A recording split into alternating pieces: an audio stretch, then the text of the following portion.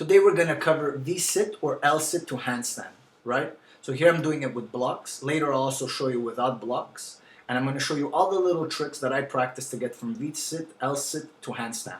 So firstly, I assume that you could do a handstand. Don't worry if you can't. I'm going to add this to a playlist that shows you how to do handstand and V and L-sits, right? But I assume that you could do a handstand to follow through with this move. Then you want a decent L-sit and or V-sit. Here I just did the L-sit, but you could imagine that with the V-sit it will be a similar momentum. I want you to master the knee tucks, as knee tuck is probably the middle pose between V-sit, L-sit, and going into handstand, right? There is a knee tuck middle that you're gonna notice. So master the knee tuck. Here we're doing a lying down knee tuck. You could also do vertical knee tucks if you're at the gym. And after I'm gonna show you hanging knee tucks. Make sure that your breath is very strong. Engage your breath, engage your abs, and try to move with breath at all times. Here we're gonna do hanging knee tucks, and or you can actually just practice hanging around. So really grab the bar and just hang there, which I'll show you in the next little clip for a couple of seconds. It's important to practice this because basically when you're trying to get into a handstand using the knee tuck, it's the exact same thing except you're upside down, as I just showed you, right? So being upside down is equivalent to hanging from a bar. So the next thing we're gonna do is you're gonna cross the legs. You're gonna have two blocks. You're gonna just cross the legs, like I said, and really just practice lifting, right? Practice lifting and lowering down. It doesn't have to be a big lift, just a little lift and lower down.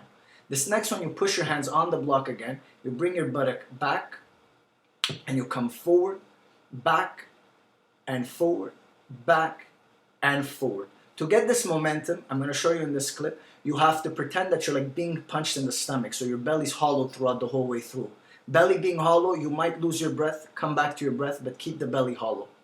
And then what you could practice is here V-sit to sort of tuck knee planche. And then you come back, L-sit or V-sit, come back to tuck knee planche. So this is a nice way to start building up to coming into handstand. Next one is we try it, right? We come into handstand, but you'll probably lose your bearings the first time around. So I don't want you to fall on your feet backwards. I want you to come back into a downward facing dog.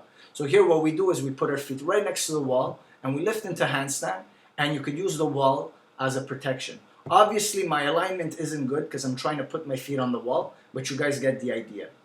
Now here I'm wearing shoes, right? But if you use a block and you don't wear shoes, you actually have more space to come into handstand. I will tell you using the block is harder to straighten the arms, but it's easier to come through to a V-sit and L-sit. So using blocks has benefits and drawbacks. Try both variations. I have to be honest, I'm not very good on straight arm strength, but I'm working on it myself.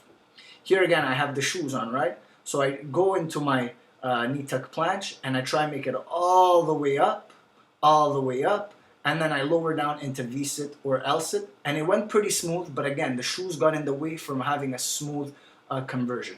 But this is basically how you do it.